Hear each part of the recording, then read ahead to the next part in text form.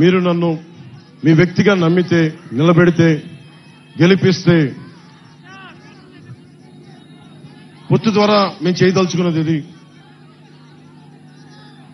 ఇది టెంపుల్ కాన్స్టిట్యుయెన్సీగా మనస్ఫూర్తిగా డెవలప్ చేస్తాం. దీన్ని ఇప్పుడు దాకా చేయనంత అభివృద్ధి ఈ టెంపుల్ సర్క్యూట్, ఏ దేవాలయాలు అయితే ఉన్నాయో అన్నింటినీ సమగ్రంగా ఒక టెంపుల్ రూట్, ఒక డివోషనల్ రూట్ ఒక డెవలప్ చేస్తాం. అలాగే పిఠాపురం నుంచి గొల్లప్రోలు వెళ్లే దూరంలో దారిలో పెద్ద దూడ్ల సంత ఉంది. చుట్టుపక్కల అనేక ప్రాంతాల నుంచి మన పశువుల్ని అమ్మకాలు కొనుగోళ్లు ఉంటాయి. వాళ్ళకి మనం ట్యాక్స్ వసూలు చేస్తా ఉన్నాం, కానీ ప్రభుత్వాలు ఇప్పుడు దాకా సౌకర్యాలు కల్పించలేకపోయింది. ఆ పశువులకి మనుషులకి కూడా వాటికి నీడనిచ్చి వాటిని కల్పించే బాధ్యత జనసేన తీసుకుంటుంది, కూటమి తీసుకుంటుంది.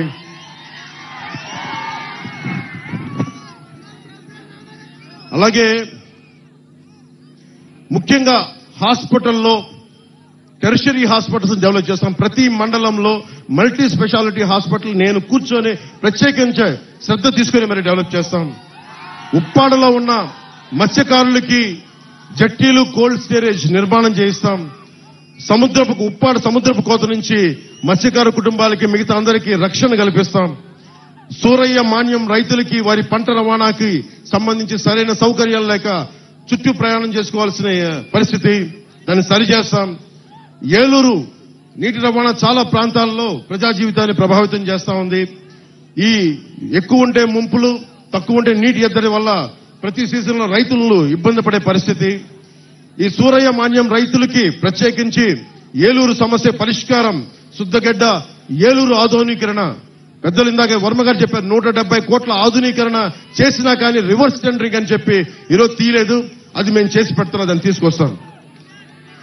అలాగే పిఠాపురం జంక్షన్ కి వెళ్లే ట్రాఫిక్, రైల్వే ట్రాక్ ఇబ్బంది నుండి బయటపడేయడానికి కోటగుమ్మం సెంటర్ లో ఫ్లైఓవర్ నిర్మాణం చెయ్యాలి అని సంకల్పిస్తున్నాను. అది మనం పూర్తి చేద్దాం ఆ పని. ఉప్పాడ బీచ్ రోడ్డు ప్రాజెక్టులో అంతకుముందు నిధులు ఉండి కూడా మనం సరిగ్గా చేసుకోలేకపోయాం. ఇప్పుడు ఆ బీచ్ ప్రాజెక్ట్ ని సంపూర్ణంగా తక్కువ సమయంలోనే పూర్తి చేస్తాం. అలాగే సెరికల్చర్ సంబంధించి మీకు ఆప్టిమైజింగ్ సెంటర్, అంటే పిఠాపురంలో పట్టుని మనం ముడిసరుకుని పంపిస్తున్నా కానీ ఇక్కడే రీలింగ్ సెంటర్ లేకపోవడంతో పట్టు ముడిసరుకు మదనపల్లి మిగతా ప్రాంతాలకు వెళ్ళి అమ్ముకోవాల్సి ఏదో ఇక్కడే జరిగేలాగా సెరికల్చర్ పట్టు రైతులకి నేను మాటిస్తున్నాను. అలాగే సీడ్ హబ్, పిఠాపురాన్ని సీడ్ హబ్ గా చేస్తాం. ఉత్పత్తిలో విత్తనం మరియు బహుళ పంటలకి అధిక డిమాండ్ ఉంది. అనేక రకాల పంటలు పెరుగుతున్న కారణంగా ఇక్కడే విత్తన కేంద్రం అవసరం. దాన్ని సీడ్ సెంటర్ ఇక్కడ ఎస్టాబ్లిష్ చేద్దాం. అలాగే గొల్లప్రోల్లో హార్టికల్చర్ ఎక్కువ. ఉల్లిపాయలకు మనకు స్టోరేజ్ కోసం కోల్డ్ స్టోరేజ్ కూడా డెవలప్ చేస్తాం.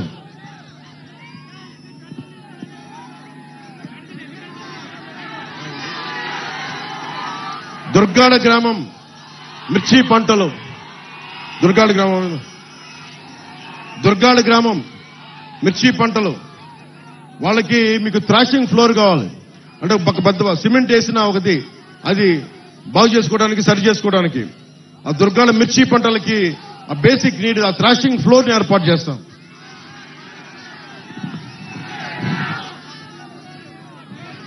ఇవన్నీ నేను ఎందుకు చేయగలను? కొత్తపల్లి ఎస్సీజెడ్కి పరిశ్రమలు పట్టుకొస్తాం.